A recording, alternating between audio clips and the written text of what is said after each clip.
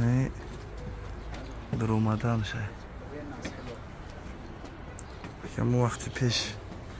ایره روز کرده یعنی اول مسجد نبود است خیلی مسجدی ما دینای مردم پیش شریعت دیگه مردم بود است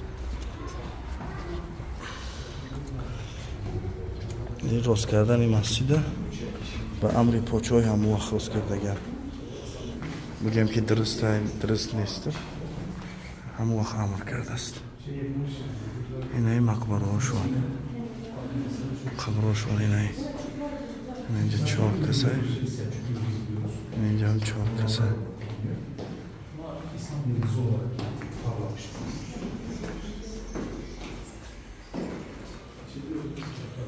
این چیزای قدیمی شموندگی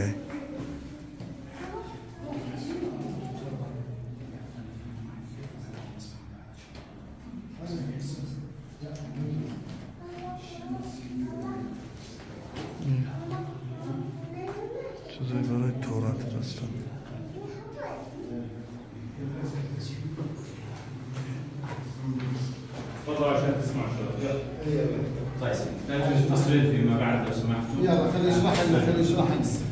اینجا جای خوروی شد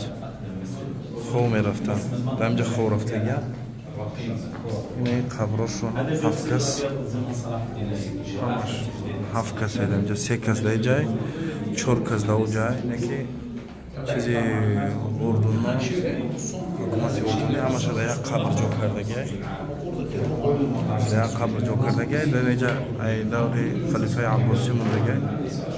177 هجری مقصد نویسته گیا بلوش بسم الله الرحمن الرحیم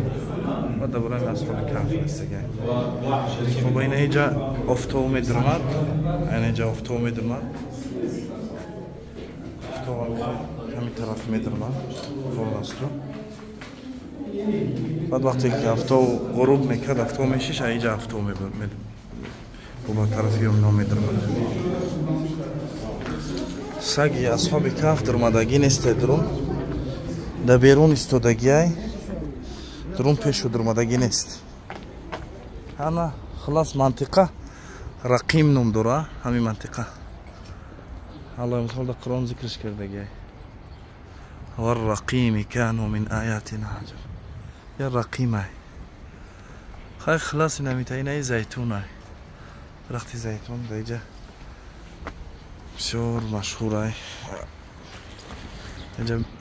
مقصد بسیاره روغن زیتونش هم خوبه خب خیلی خلاصه همین خیل اصحاب کهف مردم اولیای خدا بودن 309 سال خواب رفتن خیستن یک معجزه الهی بود برای مردم همون زمان برای یکتا پرستو خب برای الله نشان شد برای ایمانشو با قوت کردن مردم که انا در دین حقم پیش حضرت عیسی علیه السلام بودم انا چخلی که شیخ گفت در دین حضرت ابراهیم بودن میگن ابراهیمی بودن زمان ابراهیم علیه السلام خیلی که الله متعال فرمودن ما کان ابراهیم یهودیا ولا نصرانیا ولكن كان حنیفا مسلما و ما کان من المشرکین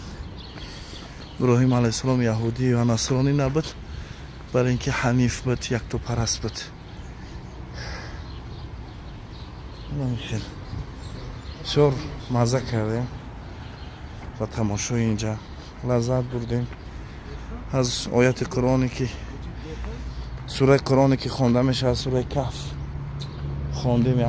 لذت بردیم جای بود